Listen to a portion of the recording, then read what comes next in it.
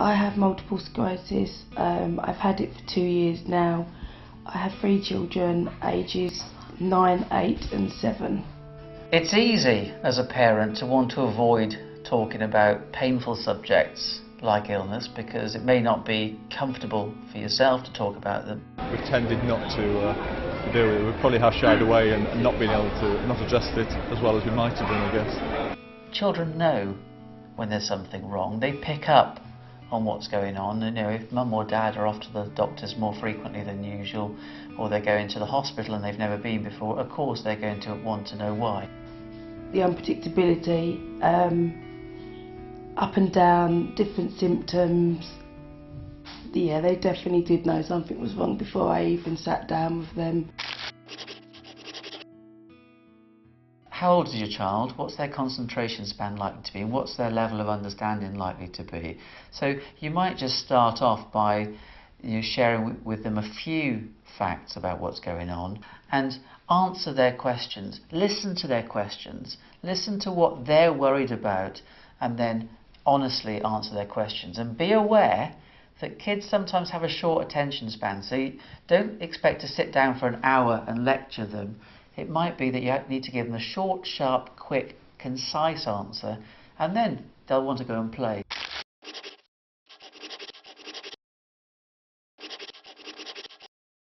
I actually sent off for a DVD.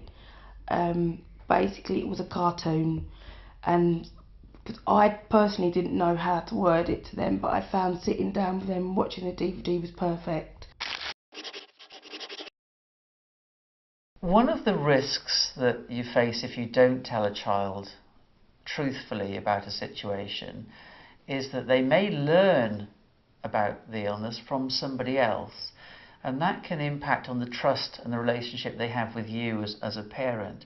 But also, they might not be getting the right facts from the other person, so they might be being given misinformation, which can make matters a lot worse. Mummy's a bit worried about you. How are you? I know you're worried about Mummy. Do you want to talk? It was just to try and encourage them to open up with me. What are their concerns? Once you've told them something, ask them how they're feeling, what they might be worried about, and offer as much reassurance as you can. Again, remaining within the boundaries of honesty. I just explained that I'm quite poorly and we need to work together and I need to rest. Be ready that they may ask certain questions at times that you're not expecting them. So it may be in the checkout queue, it may be in the car when you're taking it to school, or it may be when there are other people around. So be prepared with how you're going to handle that situation.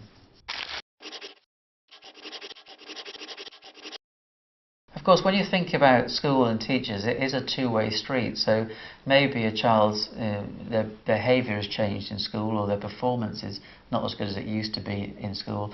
And if the teacher is aware, they can actually share that with you, so that you can be aware that that's going on as well. That done my eldest child a lot of good with the school sort of being on side. So yeah, it can be useful sometimes to discuss with the school.